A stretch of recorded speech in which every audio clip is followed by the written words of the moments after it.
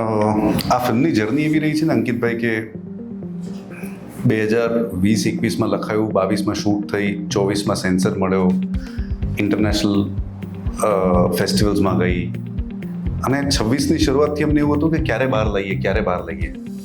બહુ overdue pregnancy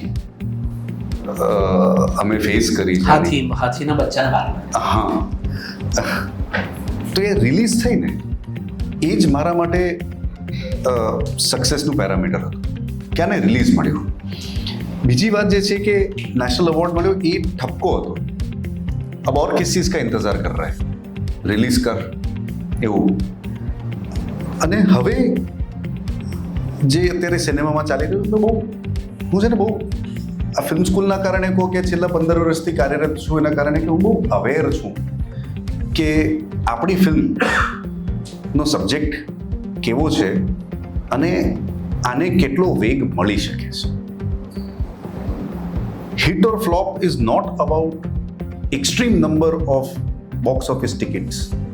Hit or flop is about બે પાસાઓ. તમે કેટલામાં આને બનાવી અને એમાંથી કમર્શિયલી તમે બહાર નીકળ્યા કે નહીં. લાખના 12,000 તો નથી. કરેક્ટ. તો એનો મતલબ એ છે કે તમે જો કમર્શિયલી આમાંથી બહાર નીકળી જાઓ છો એનો મતલબ it's a hit for you. Correct. બીજી બાજુ જે વાત તમે કહેવા નીકળ્યા છો એને એક નવી ઓડિયન્સ આઈડેન્ટિફાઈ કરી કે નહીં. I have always chased a new audience. કેવી રીતે જઈશ એનો પુરાવો છે. એક નવી ઓડિયન્સ ચેઝ કરી, મળી. 2 કરી, નવી ઓડિયન્સ ચેઝ થઈ, મળી. રોંગ સાઈડ રાજુ કરી, નવી ઓડિયન્સ ચેઝ થઈ, મળી. વિઠ્ઠલ તીડી કરી, નવી ઓડિયન્સ મળી. આ ફિલ્મ સાથે પણ મને લાગે છે કે મને એક નવી ઓડિયન્સ મળી છે. એ ઓડિયન્સ હવે ધીરે ધીરે ગ્રો થશે.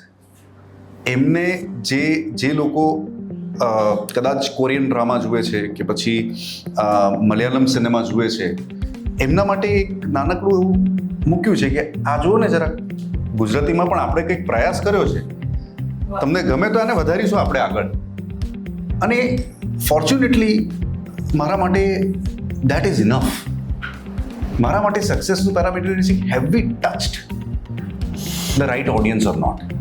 હું કંઈ આ ફિલ્મ સાથે હું બહુ ક્લિયર છું કે આ કોઈ લોકભોગ્ય ફિલ્મ નથી કે પડાપડી થાય અને બોક્સ ઓફિસમાં લોકો હારે ટિકિટોને જે મેં 2 જોયું છે એવું નથી થવાનું.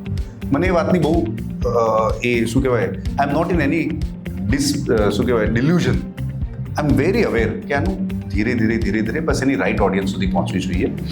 જ્યાં સુધી વાત ક્રિટિક્સની કરી તો જે જેન્યુઅન અત્યારે બી ક્રિટિક્સ છે જેમને એકચ્યુઅલી અમે ફોલો કરીએ છીએ કે ઘણા ફિલ્મ સિનેફાઇલ્સ ફોલો કરે છે, એ લોકોએ પણ ફિલ્મ જોઈ અને ત્યાં સક્સેસ એમના ક્રિટિકલ અક્લેમ કે એમના ક્રિટિકલ શબ્દોની નથી. સક્સેસ એ વાતની છે કે એક ગુજરાતી ફિલ્મને એક હોલિવૂડ રિપોર્ટરે રિવ્યૂ કર્યો.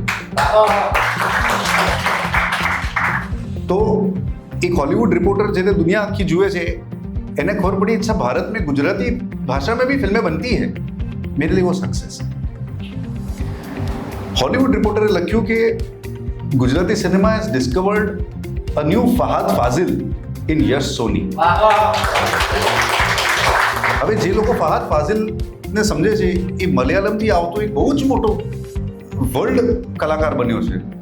હોલિવૂડ રિપોર્ટરને ખબર પડી કે ગુજરાતમાં એક એવો કલાકાર છે જે આ કેલિબરનો છે. That is my success. I am happy with that. પછી જ્યારે થોકડીઓ ગણવાનું આવશે તો એવી ફિલ્મ પણ બનાવીશ, એમાં હું પાછળ નથી રહ્યો. 2 બનાવી જ છે, પણ અત્યારે મારો કદાચ આશય અલગ છે. તો માય સક્સેસ ઇઝ ધીસ.